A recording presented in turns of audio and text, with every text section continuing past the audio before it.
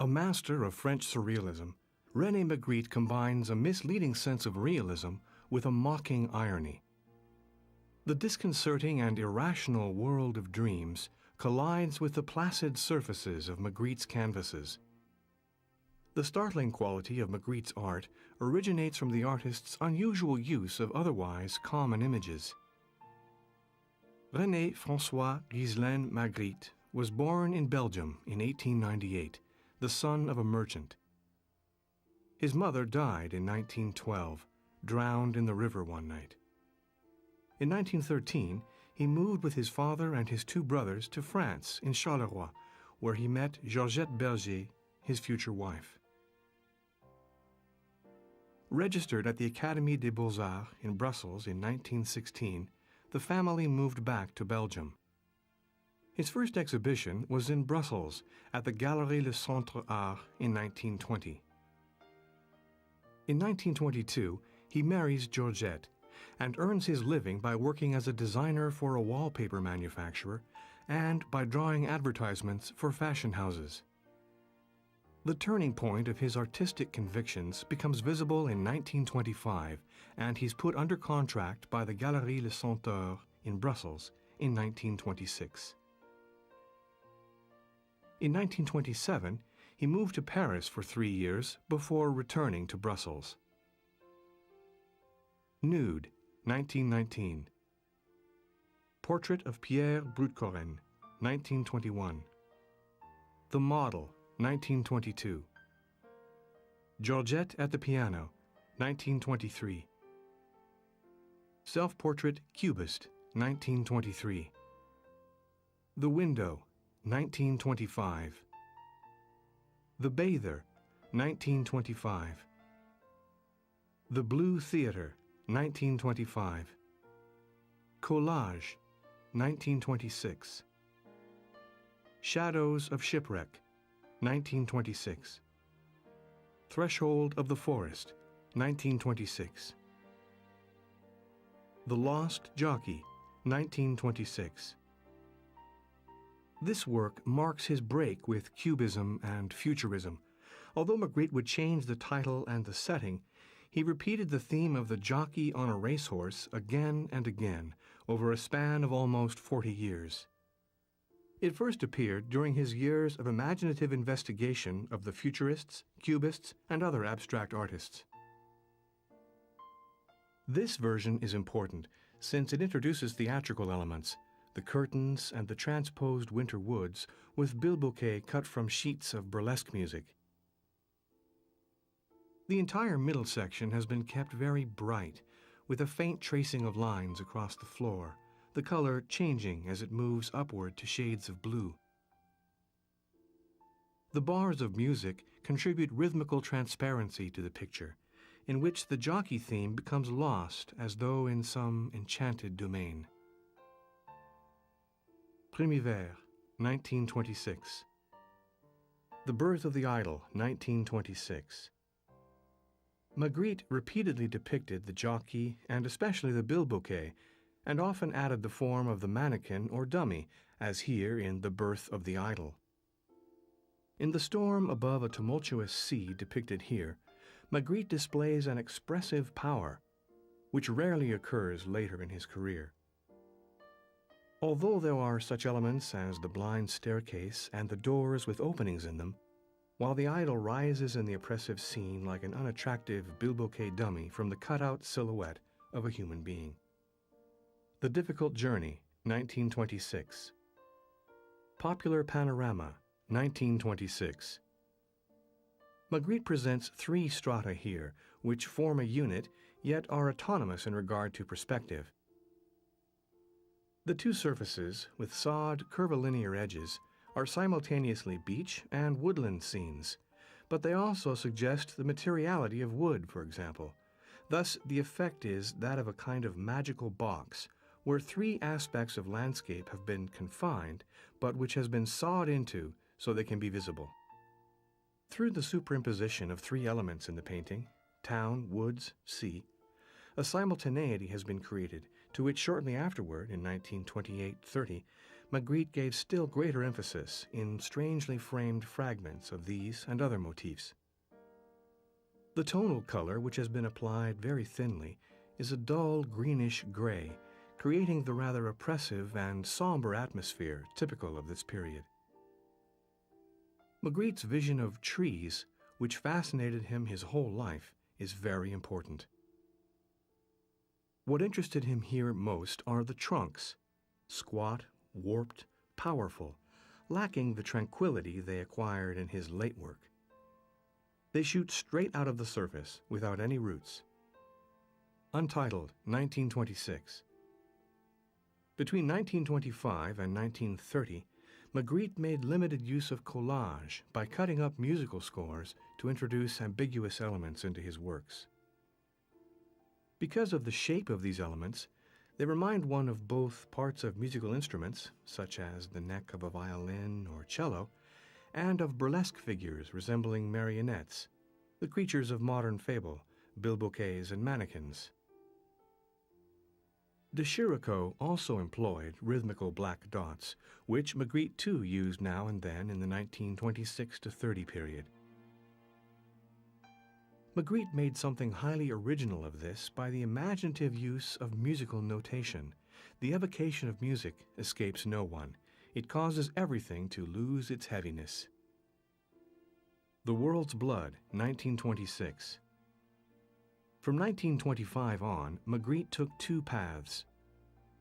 The World's Blood shows organisms resembling legs and arms, which lack their extremities and have been skinned, like those in pictures of anatomical lessons. The round forms, which they partly cover, are even more difficult to approach. The forms immediately behind the so-called flayed legs, for instance, may seem like certain phases in rock formation, with signs of erosion. Magritte gives them artificial colors here, blood red and off-white. The Forest, 1926. Man of the Sea, 1926. The Oasis, 1925–27. Somewhere between 1925 and 1927, Magritte painted The Oasis, a simpler work with a title that is literal and presents no understanding problems at all. The small table on which the trees are standing, unreal trees consequently, is painted in Chinese perspective, reversed and not systemized as in European Renaissance perspective. Magritte has altered spatial proportions here and shown that perspective is relative. The clouds appear partly in front of and partly behind the crowns of the trees, while the distance between the clouds and the ground is too small to be realistic. In the clouds, but not on them, is a bright light, and the blue sky on the horizon changes color until it approaches deep midnight blue. Man with Newspaper, 1927. There is nothing disturbing about the surroundings of the man reading his newspaper. The stove appears to be of the catalog type once in fashion. The decoration on the wall is the most absurd and the most ordinary imaginable. The windows with the curtains, the small bouquet of flowers on the windowsill, even the view, are exactly the kind the petty bourgeois selects to create the required atmosphere in his home. Magritte divides the canvas into 4 rectangles and paints the same little room 4 times, showing the man reading the newspaper in only one of these scenes. By being removed from the picture, the man becomes invisible. He does it 3 times. This repetition alone is sufficient and necessary to show that, despite the man's having disappeared, nothing essential has changed. His visibility had no meaning. His existence was empty. The Fast Hope, 1927. The Museum of One Night, 1927. The Pleasure, Young Women Eating a Bird, 1927. The Secret Player, 1927. The Invention of Life, 1927. The Symmetric Trick, 1928. The 6 Elements, 1928. The 6 elements shows fire, clouds, woods, a house, the bells on a horse's harness, and a female torso. The frame is Baroque in its fancifulness and irregularity, lending tension to the 6 fragments. The breasts, the luxuriant woods, the infernal fire, and the clouds in the blue sky all belong to the realm of nature. The bells evoke sound, and the fragment of a facade flanking the dreamy sky keeps the composition as a whole close to the earth. A house meant the center from which Magrite experienced the dialect between the inside and the outside, the finite and the infinite. Treachery of images, this is not a pipe. 1928.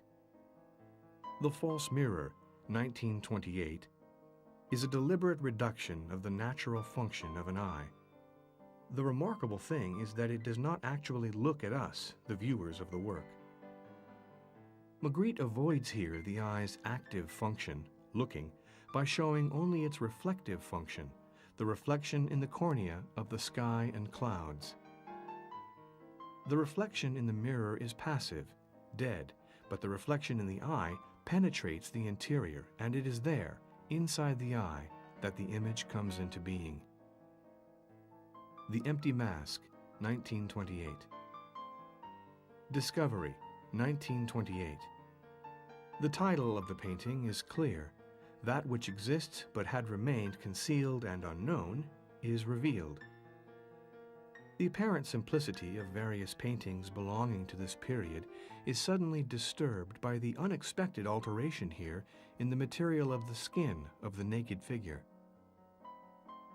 The grain of wood, which was an obsession with Magrite, appears here like a tattoo on the skin of the naked woman, making it even more sensual and adding both a somber and voluptuous quality to the painting. The Huntsman on the Edge of Night, 1928. In Magrite's Paris years, somber colors predominated: bronze, olive green, ochres, dark blue, brown. The wall here is blue-gray and luminous. The bodies of the huntsmen have clear, simple contours, and their hands are rough and broad, almost animalistic, like those of the figures in the Titanic days. Magrite's men are depicted with gestures of despair, groping in panic at a wall to find a way out. Although claustrophobia is not predominant in Magrite's work, it does appear occasionally, as in this example. Like the Titanic days, this painting has an element of drama and expressive gesture, which soon dwindled and did not occur again after 1930. The Regalia of the Storm, 1928. In 1928, Magrite's themes and titles often revealed a dynamic, violent, and somber emotion. The Regalia of the Storm contains the same boiling nocturnal sea we encounter in The Difficult Crossing and Birth of the Idol, viewed through fragments of an architecture that resembles stage scenery. This work is most like a theatrical scene. It includes cutouts, which in The Comic Spirit of 1927 are painted cutouts, but the painted cutout fragments of trees and leaves are of the same order. Flat phantoms, yet also figures in space. The Regalia of the Storm is, in spirit, a collage découpage. The 6 personages appear firm. Thin and transparent as they are, they nonetheless cast shadows, and their ghostly, burlesque presence, between serious drama and comedy, is like the fine foam of the waves which blows across the beach in fanciful, nameless forms. The Cultivation of Ideas, 1928. In this poetic painting, which is an artificial landscape, 2 trees form a single crown of leaves. As a result, the 2 trunks, with short shadows falling before them, seem like the legs of a man walking into the landscape. Nature advances too, even coming up through the floor, which consists of a cloud-like foreground with outlined forms, changing color only higher up to become wood with a distinct grain. The Voice of the Wind, 1928. The Mirror, A Life, 1928-29. The Scientific Tree, 1929. The Eternal Obviousness, 1930. The Surprising Answer, 1933. The Elective's Affinities, 1933. The Key of the Field, 1933. The Collective Invention, 1934. The Empty Picture Frame, 1934. The work illustrated here seems to be a painting within a painting, which also shows us the wall of a room with a wainscot. There is scarcely any depth, only the wainscoting and the shadow of the frame. Thus we are given no knowledge of distance, height, or breadth. The painting is not empty, however, but consists of a framed brick wall, so real and minutely detailed that we do not doubt that it is the outer wall of the gray inner wall. The cutting off of this wall, without any foreground, makes the room seem strange and vague. The simultaneous appearance of a fragmentary inner wall and a framed outer wall, all within a single picture, is the reason why the presence of the inner and outer wall within a single space seems absurd and ephemeral. The Rape, 1934. The Discovery of the Fire, 1934-35. Painted Plaster Mask, 1935. Here, Magritte has painted over the image of Napoleon's familiar death mask to create the impression of a blue sky with clouds. Thus, the mask has acquired a living quality, which makes it stranger than when it was merely dull plaster. Moreover, Magritte has added space to conjure up a sense of dimension. It is a genuine transformation, based on the juxtaposition of the real death mask with a recollection of a sky with clouds, which is no longer a recollection, since together with the mask it forms a new poetic and spatial reality. Eternity, 1935. Magritte has summarized here the appearance and atmosphere of a museum in 3 pedestals and a restricting red cord strung on copper supports. In this work, he has not made the spatial element ambiguous, but has kept strictly to sensory reality and the illusionist method of painting. All he has done is to exhibit and isolate on the center pedestal a cylindrical lump of butter with a wooden spatula stuck into it, to which a number has been given, reminiscent of the way butter was formerly sold in Flanders.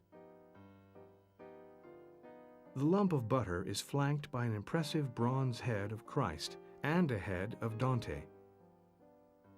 The extraordinary feature of this work is the impressive and utter seriousness with which Magritte has painted the heads of Christ and Dante, as well as the butter. The Human Condition, too, 1935.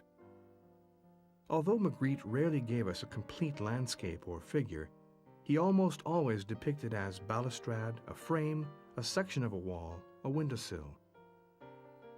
Magritte is always indoors, and from this vantage point he looks out into the unknown, into space and into life outside, at the same time listening to it. Another peculiar feature is the manner in which Magritte makes the sea seem real on the canvas, and yet at the same time confers a transparency to it which exists only in the mind, for the sea on the canvas conceals the sea outside and beyond. From the purely technical and abstract viewpoint, the thin white vertical stroke representing the edge of the canvas is exceptionally finely balanced against the horizontal lines of the sea, the waves, and the boundaries of the floor in the room. The dark sphere forms the center, despite the fact that it is placed left and below the actual center. It is formally related to the arch of the door and the delicate screws on the painter's easel. The Black Flag, 1936. Like Jules Verne, Magrite shows us the pilotless aircraft steered by invisible means. The theme is unique in his oeuvre. The first, and also the last, impression the painting makes on us is one of a threat hanging over the world, a flight of dark, mechanical birds, omens of the horrors Hitler and Mussolini were to let loose over Europe. Apparently intended seriously at first glance, on further inspection these constructions turn out to be playful objects that include a flying window complete with curtains. The color is somber, hard, and menacing, and the draftsmanship of the constructions is as simple as it is relentlessly accurate. Drawing: Portrait of Georgette Magrite, 1936. Self-portrait: Perspicacity, 1936. This is a piece of cheese, 1936. The Red Model 2, 1937. Magrite painted the 1937 version while in London, and to give it an English trademark, he added a few English coins on the ground at the left. On the right is a torn scrap of newspaper, which, as an illustration, he incorporated the earlier theme, the Titanic days of 1928. The metamorphosis of the shoes, which become bare feet on the gravel that is evidently sharp and painful to them, concentrates our attention on their ambivalence. They are both shoes and, at the same time, bare feet. Magrite has isolated these shoes' feet in such a way that they become provocative. In the painting here, together with the gravel, the unpainted planks with grained wood create a primitive, harsh, and rough sensation, notwithstanding the refinement of the brushwork and the color tones. The Forbidden Reproduction, Edward James's portrait, 1937. The Principle of Pleasure, Edward James's portrait, 1937. Homage to Max Sennett, 1937. The White Race, 1937. Meditation, 1937. The sky, the sea, and the beach together form a normal view of the coast, yet they differ from the 19th century marine painting by Delacroix, Courbet, or Daubigny, for instance, since in the almost midnight blue of the sea and the unnatural color of the beach particularly, Magrite has not kept to the appearance of things. His originality appears in the lower section of the work, where three lighted candles, which are also the heads of worms, curl their way across the beach. The conjunction of reptile and candle, so that they form a single organism, is as unexpected and strange as it is simple. The painting reveals the operation of the mechanism in the brain, which, guided by a capacity to discover relationships, succeeds in establishing relationships between images that are unconnected in nature. The Domain of Arnheim 1, 1938. Beyond, 1938. Time Transfixed, 1938 or 1939. The painting is strong, simple, and convincing in conception. The stovepipe has been transformed without the slightest hesitation into a charging locomotive. The mirror, which is turned slightly to the front, two brass candelabra, the familiar black marble clock, and the oblique angle from which we view it all lend tension to the picture and an unusual impact. What looks like a joke amounts to a mental leap from chimney stovepipe coal stoking and smoke to the coal stoking and smoke of a locomotive. It is a leap from the external toward the internal world, via comparison of two real objects. The Gradation of Fire, 1939. The Poetic World, 2, 1939. Each object, sky, clouds, window, door, block, the two slices of pâté, one standing, one lying flat, has been painted with complete realism. Each is powerfully present and aglow with color. There is no deformation except in the relationship between things, in space and in the proportions. The clouds transport us to space outside, although we are indoors observing the block with the pâté, while the clouds inside the room are of proportions proper for a still life. Yet nothing surprises us, because the antithesis of outdoors and indoors in this image has been transformed into a new order of being, light, and space, which can have been created only by the imagination. The unmistakable clarity and tension in the new scene before our eyes are achieved by the sublime blue, white, and deep gray, which together compose an intense and radiant light. Good Fortune, 1939. The good fortune illustrated here is an unusually fine and early solution to the problem of fusing night and day to form a single landscape. The delicately branched winter tree, set against a luminous sky with dark clouds, and the stars and crescent moon covering the houses are linked to the sharp silhouettes of these houses, in whose windows gleam lamplight. Thus, in an apparently simple evening landscape, Magrite summarizes a wealth of experiences of light in three categories, which are separate and distinct in time. The House of Glass, 1939. The unexpected feature in The House of Glass is the sharp reversal of the face, which is looking at no one at all, and which is of an embarrassing reality. Penetrating through an opening in the skull and hair, it is not merely visible, but aggressive, as suggested by the open skull, the image comparable to a person breaking into his own house. Yet everything is painted with an absurd, meticulous mock realism, making visible simultaneously a front and rear view, whereas in the real world, the two views exist only as visible and invisible. In other words, the conjuring up of simultaneity evades the rules of three-dimensional representation, but at the same time, Magrite has preserved the method of painting expected for that kind of representation, which creates ambiguity. Poison, 1939. A cloud comes sailing into a room through the door, where it becomes an object casting a shadow on the wall. But the cloud also belongs to the sea and the sky outside, which are visible through the half-open door. There is an invisible observer. He might be a person supposed to be in the room who experiences this fusion of spaces, or the painter himself and the viewer of the work.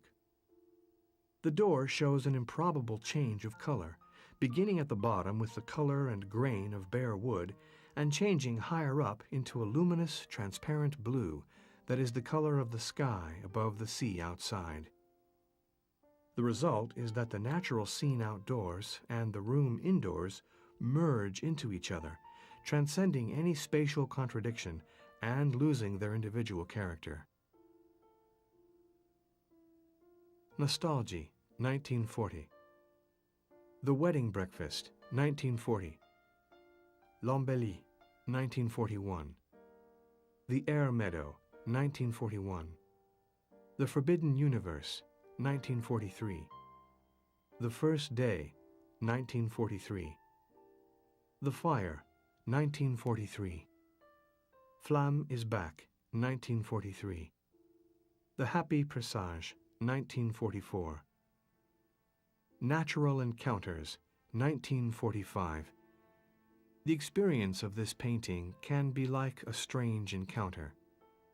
First and foremost, there is the soft violet color of the wall's surface, which dominates the entire canvas, becoming warmer and deeper near the bottom in the floor, and in the purple-red tones of the two odd mannequins. The cutoff at chest height of the two bilboquet mannequins, and the absence of any converging lines creating perspective, make it impossible to gauge the distance of the figures from the wall or the dimensions of the room. The wonderful feature of this canvas lies in the bright daylight of the real world beyond us, isolated and visible in a concentrated way within the rectangle of the upright window. Thus, the encounter is not between the two mannequins, nor between the viewer and the picture, but between the exterior and the interior worlds. The Brazier, 1945. Alice in the Wonderful Land, 1945. The Memory, 1945. Exciting Perfumes by Mem, 1946. The Stropiet, 1947. The Cicerone, 1947. The Pictorial Content, 1947. The Triumphal March, 1947. Seasick, 1947. Le Toupillon, 1947. The Psychologue, 1947. Pum Popum Popum Popum Pum, 1947. Poster for the Festival of Beaux-Arts, 1947. The Starvation, 1948. The Voice of the Blood, 1948. The Rainbow, 1948. The Charming Prince, 1948. The Ellipsis, 1948. Jean-Marie, 1948. Halting Place, 1948. The Pebble, 1948. The Memory, 1948. The Legend of the Centuries, 1948. The Tear's Flavor, 1948. The Crazy, 1948. The Drop of Water, 1948. The Rape, 1948. The Blood's Voice 1, 1948. The Blood's Voice 2, 1948. Perspective, The Balcony by Manet, 1949. What was it that induced Magritte to transform the famous painting by Manet of 1869, showing a balcony in Spain, occupied by Manet's charming lady friends and a portly gentleman, into a motif where the figures have been replaced or concealed by coffins? To Magritte, the coffin was an object which had irresistible appeal. The shock one receives on first seeing this work is of surprise that a painter should want to transform human figures into rigid, carefully executed forms of coffins. In other words, the spectator is confronted with the lugubrious idea of death and an obsession with the process of mortality. But in the perspective of mortality, the very charm of life becomes apparent. The Art of Conversation, 1950. Perspective, Madame Recamier de David, 1950. Recollection of Travels 3, 1951. In this series, the process embraces the whole of life, descending upon it as the streams of lava once descended on Pompeii. In the Recollection of Travels, nothing has changed in the natural aspect of people and things except the materials they are made of. Because everything has become petrified, transfixed as in a monument, there is a terrible impression of all breathing having come to a stop. Here the word souvenir, which is a French word for recollection used in the title, a prominent component of all the works of the Romantic era, acquires an almost cynical and, in any case, ironical intonation. Personal Values, 1952. Magritte has changed the proportions between these objects to such an extent that between the smallest object in the real world, the match, and the largest pieces of furniture, the cupboard and the bed, they have almost been reversed. The comb has assumed gigantic proportions. The glass has become as tall as a human being. Moreover, one is able to imagine the walls of the room as transparent until one notices the shadow effect of one corner, where the right wall meets the main wall. The cupboard on its left is also casting a shadow, as well as the comb. In other words, the transparency is unreal. Self-Portrait with Four Arms, The Sorcerer, 1952. The Happy Hand, 1953. Golconde, 1953. The Seducer, 1953. The Night Dress, 1954. The Schoolmaster, 1954. The Empire of Light, 1954. Memory of a Voyage, 1955. Memory of a Voyage 3, 1955. The Maid Bouquet, 1956. Ignorant Fairy, 1956. September 16, 1957. In the work depicted here, Magritte has attained the immobility which makes it possible for him to experience form inwardly. Now Magritte is the complete romantic who makes night seize upon the space occupied by the tree. He places the moon not above, beside, or behind the tree, but in front of it.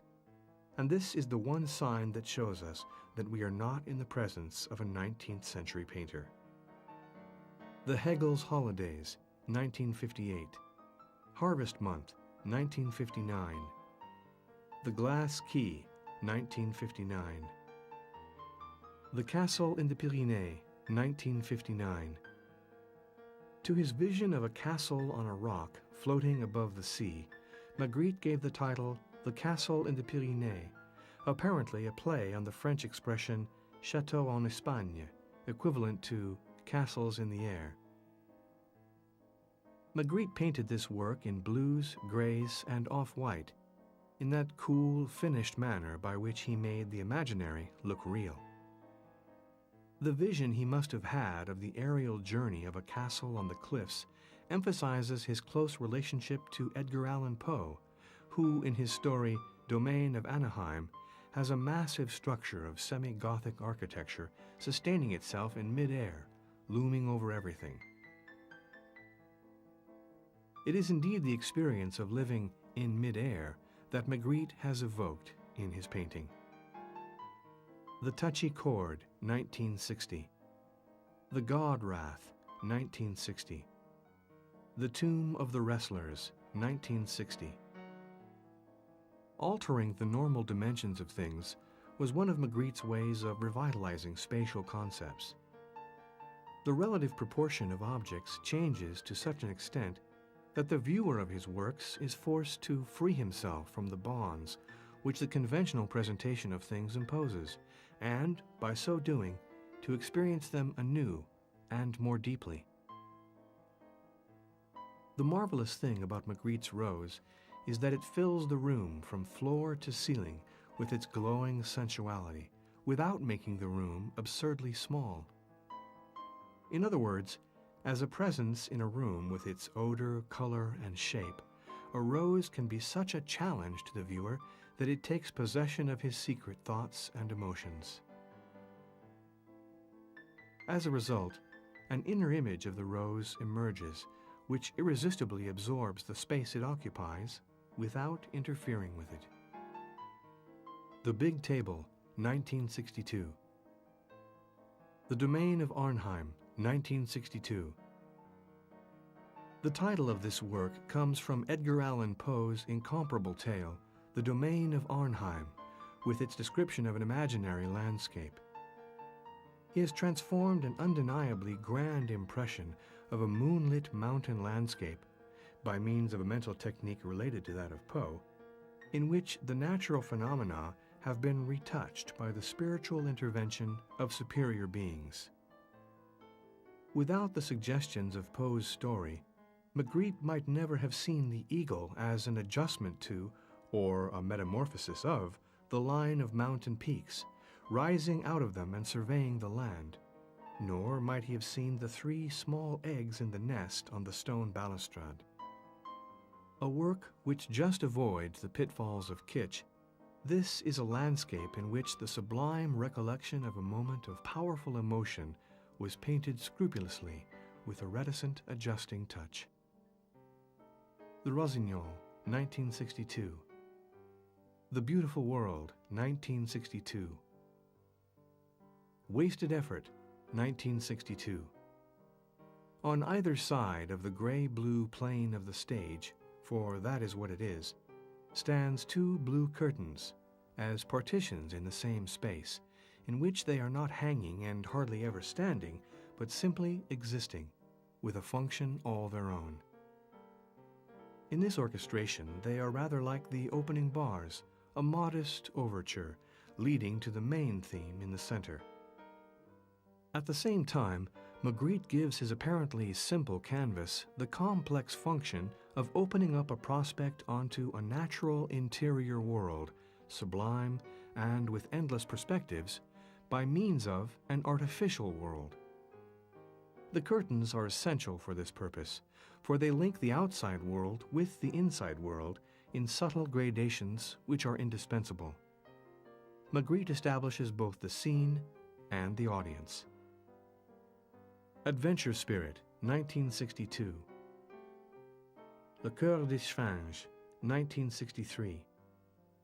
The Big Family, 1963. Bottle with Label, 1937. Painted Bottle, 1963. Painted Bottle, 1950. The Joconde, 1964.